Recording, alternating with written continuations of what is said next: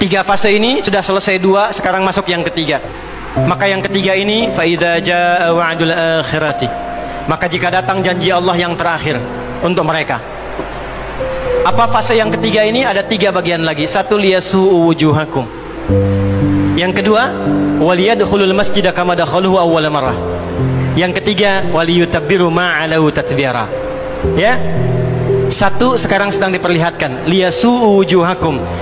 Persis sekarang orang-orang itu seperti di era Nabi yang membayangkan hingga bisa ditembus, bentengnya kokoh, intelijennya kuat, sadapannya di mana-mana. Tapi ternyata dunia yang melihat kokoh itu ditunjukkan oleh Allah hanya dengan bahasa mereka. La syirzimatun qalil. Ini bahasanya Firaun. Ini kan cuma ormas kecil, nggak sebanding. Ormas kecil yang nggak sebanding ini ternyata telah bisa mengintersep semua bagian-bagian itu. Dia bisa tembus bentengnya, dia masuk ke dalamnya. Liyasu'u wujuhakum. Tujuannya bukan untuk menunjukkan mereka mampu, bukan, untuk menggugah dunia kalian kemana saja. Yang kalian anggap itu hebat, itu mampu, itu dahsyat, ternyata bisa ditembus, dipermalukan di wajah dunia. Satu, janji Allah tiba. Kedua, waliyadkhulul masjida kama dakhaluhu awwal marrah. Nanti ada fase kedua. Setelah ini terjadi, selesai fase kedua, masuklah ke wilayah Masjidil Aqsa. Kembali lagi milik kita itu. Dihitunglah fasenya 40 tahunan. 1987 fase pertama sekarang berjalan, ditambah 40 berapa?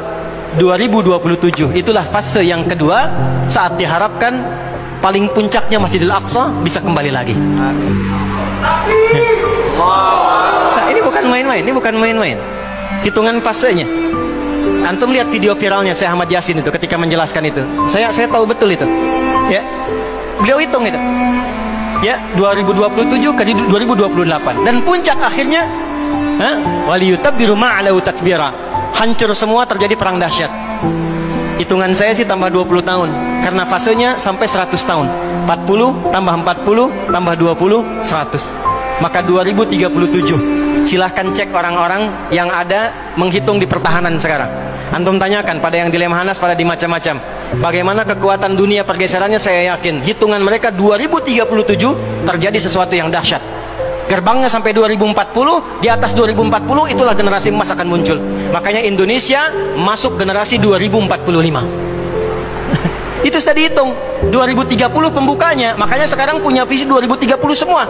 Saudi visi 2030, Rusia, Cina, Afrika Selatan, Brazil visinya 2030 dengan bikin bridge itu. Semua visinya ke sana. Dan yang paling dahsyat, hitungan itu secara spesifik isyaratnya sudah ada dalam Al-Quran. Dan ini bukan ilmu otak-atik, bukan viral TikTok. Ingat, ini sudah sejarah yang berlangsung dari penelitian masa lalu.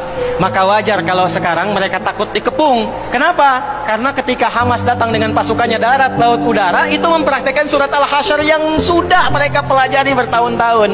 Datang lewat darat, lewat laut, lewat udara. Takut mereka semua. Maka dikontaklah kemudian kolega-koleganya. Datanglah kapal induk 2 dari Amerika, satu lagi datang, Inggris datang, kemudian Kanada datang, Jerman siapkan pasukan. Kenapa? Karena trauma dengan pengepungan. Satu. Ya, cuma satu itu saja. Ya, sekarang apa yang harus dilakukan? Doa yang terbaik. MUI sudah bikin fatwa, baru saya lihat fatwanya hari ini tuh. Fatwa nomor 83 tahun 2023. Kita nggak bisa berangkat ke sana, ya, jangan main-main, jangan potong-potong video saya. Nggak boleh berangkat sembarangan karena gerbang pun ditutup. Antum belum nyampe udah mati duluan.